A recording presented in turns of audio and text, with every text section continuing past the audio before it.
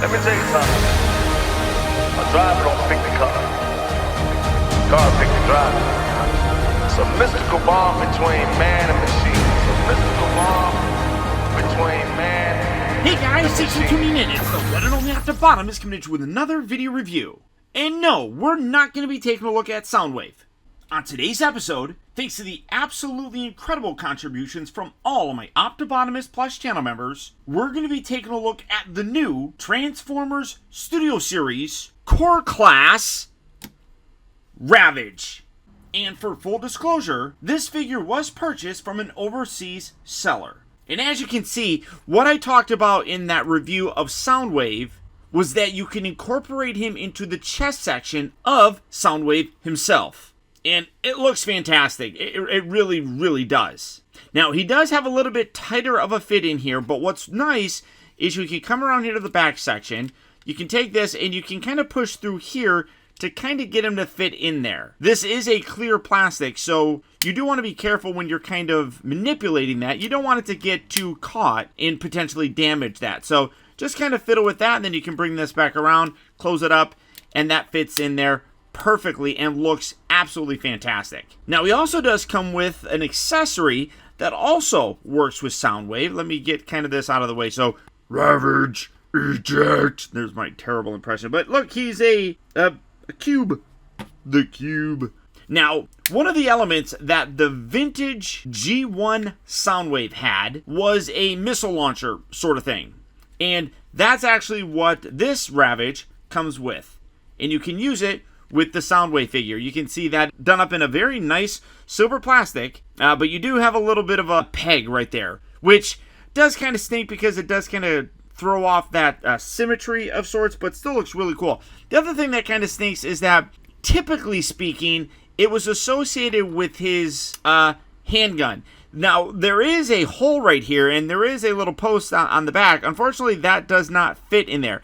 It is designed to fit in this one up here. You can kind of turn it off on the side, but for the most part, I don't know a lot of people that are going to use this shoulder cannon as a handgun for him, but if you wanted to, you could do that. And that does create a little bit more of that G1 toy sort of aesthetic, which I think that's really cool. I love the fact that they included something like that to go along with Soundwave. It's a great way to kind of do it in terms of keeping costs down and such. By putting more accessories in with figures, it does raise the price point for the most part, and by spreading it out to be with Ravage, I think that they did a really cool job. The only part, like I said, that I wish that they would have done a little bit differently would have been, now granted, this is a very scene-accurate gun that he used, and he did not have this in it. This is strictly just an homage to that G1 toy, but I do kind of wish that we got another gun that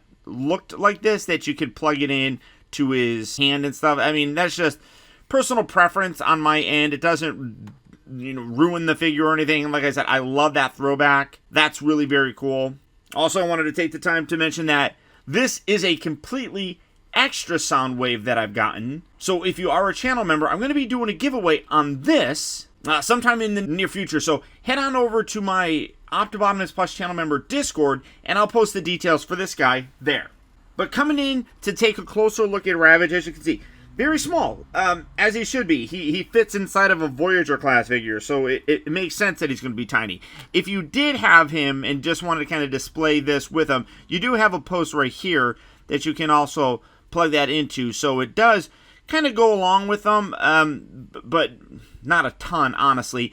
And this whole section up here is more designed for his missile pod, which is underneath here, to be relocated to the top section for a more movie accurate kind of look.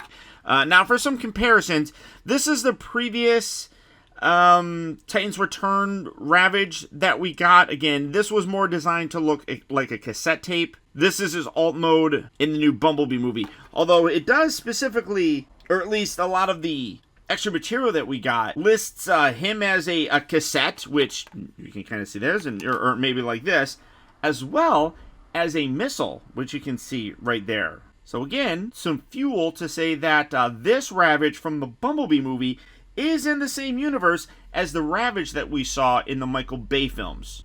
And then for another comparison, here is the G1 Ravage. Again, a little bit bigger, a little bit flatter, obviously, but more designed to look like a cassette. And like I said, this guy's just a cube. I mean, really, that's all he is. Doesn't do anything. He just acts like a cube, as cube things do, I suppose. But really fun. Now, for his transformation, it is a little bit tricky to do, mostly because you kind of have to remember how everything kind of lines up with the feet. He does have his little hip guns. You can see these are little additional accessories as well. You can relocate those as well. Set that off to the side. So, oh no, parts for me. Come around here to the bottom section. You have his tail bit here. We're just going to pull that away and then take these front legs. You're going to pull that away as well. Fold that out like so. Do that on this side. They peg in, and that's where things get a little bit tricky because you kind of have to remember where everything kind of goes to. Detach that peg, bring that. You can hinge these legs. You're going to be able to kind of position that however you want. You want to kind of create a beast-like look, so you're going to have to do some fiddling with this guy a little bit. So just bring that, bring that. We'll fiddle with that here in a bit. Come around to the bottom, bring his head up like so. And then get this out of the way. And then this is the little missile section that does detach. And then you can see that on the side here is painted. You got a little bit of silver paint there. You have nothing on the back. So you want to put the silver paint section on the top because that's where it was in the film. So set that right there. And then this whole section here for his hip kind of swivels back and then tucks up underneath there. Sits on that section there. Again, bring these arms down, fiddle with these little guys to just get them in the best looking beast sort of configuration that you can possibly think of for them. You got all these different bends here that really do help you to articulate and get a very cool pose from him. I'm not very good at creating action poses or anything, but you can do that. And then straighten that out. Then take these little bits. You can see that he does have a little scope thing here at the top. That's going to go on that side. And then that pegs in to the back of his thigh. Right there. Do that on that side. And you can see transformation is very simple, but because he is very small, he is a bit fiddly to kind of play around with. But when you're done, there you have the new Studio Series Ravage in his extremely cool looking beast mode. And I really do super love this guy. Yes, there is a little bit of part forming with like the little hip cannons here and then the little missile pod here on the top. But overall, this guy looks great. He's got a very cool wolf sort of look, which I think works perfectly. Detail-wise, you can see a tremendous amount of paint applications. Let me see if I can get in a little bit closer so you can see some of them. But you got like little yellow paint right up here for the eyes, gorgeous red and silver there on the face. Even the head sculpt, when you look at it, has an absolute gorgeous, wicked cool look to it. Now, he does have a little bit of this gray plastic, which doesn't bother me too terribly much. If it had some paint applications, I wouldn't have minded. But that is worth noting. Does have a little bit of a droopy tail thing there. But, I mean, that is just super awesome. Now, for comparison, as you can see, he does get to be a pretty good size. This was the Ravage that came with that Titan's Return, or not Titan's Return, the Siege one, or I don't even remember. It's kind of hard to keep track of all these different lines, but you can see much bigger and much sleeker looking too. I mean, granted, he just turns into a giant cube, and this guy actually kind of turns into a little cassette. So it definitely fits more with that G1 aesthetic here, which I do like, but I just think that guy looks great. And then for a comparison with, come back the proper way, with his actual boss man, here we have him with Soundwave, or, John Bailey, for the most part. And kudos to you, John. If you're watching this video, I know you probably are. Huge shout out to you, dude, on all the weight you've been losing lately. You really do look fantastic. I'm so happy to see you getting healthier and becoming more successful. I mean, it's so great to see that with you. But here you are, and here is Ravage next to you. And I think that the scale works perfect. Just bringing a couple other Bumblebee movie figures. Here is Bumblebee. Here is my buddy Wheeljack. All of these look really very good together, I think. And like I said, the scale works just about perfectly, in my opinion. First articulation. Now, the head here can move up and down, kind of as part of the transformation. You get a real good high look, but also really nice and low. You can see that you can articulate his mouth, which is great. The shoulder sections on both the front and back do appear to be on ball joints, so you can get some positioning with that, which does really, like I was talking about, create some really cool poses with him. I mean, you can get a good crouching pose, whatever the case may be. You can get this guy looking wicked cool. And you can even spread out the legs, which is not something that you see a lot of Ravage figures have. You do have that rotation, though, at that main shoulder section. You do have a hinge right here at the elbow, I guess. You also do have a hinge down here at the feet. Coming down to the back legs, again, you got the little ball joint section at the upper part.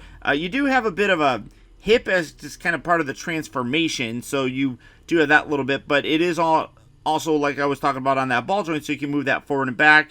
You have this knee joint. You have that back knee joint. I don't know animal anatomy, but you have that. You have the foot there. I mean, look at that. It just kind of standing there. You can get some wicked cool poses with this guy, which is phenomenal. And then the tail section here also does articulate a little bit up and down. Not a tremendous amount or anything like that, but great level of articulation. Now, to transform him back, this is where I was talking about things get a little bit fiddly. Pulling him out of his box mode is perfectly easy to do, but the lining up and remembering which way the feet go does get a little bit tricky to do. So I'm going to take this, rotate this, and bring this back underneath. I'm going to take his head and collapse that all the way down. Make sure you push it all the way. There will be a lock when you push it that you'll feel snap things into place. Then you want to dislodge the hip. Can bring that down and around. That might pull that down. And you want to have these thigh sections kind of positioned up and down. Now, there are little posts on the inside here of his legs that do line up. It's just, again, you just kind of bend all of this to get that up there and then line that up and plug that in just like that. And that's how that leg is basically going to be. Then take this one, bring this down and around, line that up, and then again you got a little pull section on the inside here that you just snap all that in, lining that up. So this is basically how you want the leg section to be kind of configured. You can take that tail, tuck that on underneath there. So again, bring this around. All this is going to bend up and in, and then get that little post. Get that out of the way. The little post is right there. Get that to line up. Squeeze that in there, and then again bring this all the way around. Straighten that up.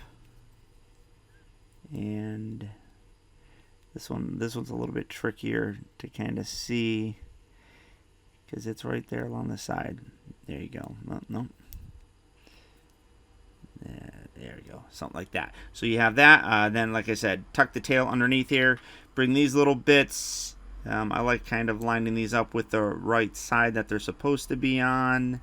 And then plug that into those back sections here. If you want to, you can take this. And again, you can bring this around. Kind of store that on the top just to kind of keep everything all nice and tight. And when you're done, there you have Ravage back in his cube mode. Again, simple, super simple, but very accurate. In the film, he transformed into a cube. There's no if, ands, or buts. He was, of all those Transformers that we've been taking a look at lately, he's one of the few that actually did have an alt mode. Soundwave, Wheeljack, a lot of them. The team over at Hasbro had to create an alt mode for him because the CGI did not have one. Ravage here, though, did. And I think he's great. At the core price point, I do like the fact that they included something that you can use with Soundwave just to kind of round him out a little bit more, that's a nice additional touch. It does make the price point for this a little bit easier to swallow. The alt mode here as a cube works perfectly. It does what it needs to do, looks the way that it's supposed to. Transformation is simple to do, albeit a little bit fiddly, just going back into this mode because it does kind of require you to remember which way things are supposed to go. So, I mean, it's a little bit tricky, but it's not bad by any stretch of the imagination. And then that beast mode, aces. Absolutely fantastic. I love the way that it turned out. But there's a look at the new Transformers Studio Series Core Class Ravage. He will be hitting various retail locations fairly soon. Or as always, you can go online to places like Big Bad Toy Store or Amazon. For that, I'll obviously put links right down there in the video description, where you can go there and check out availability on him, as well as the rest of the wide range of Transformer figures. But beyond that, guys, that's about it. Once again, I want to thank you all for tuning in, and please remember that the real trouble with the world is that too many people grow up. Thank you all for watching and taking the time to be a kid.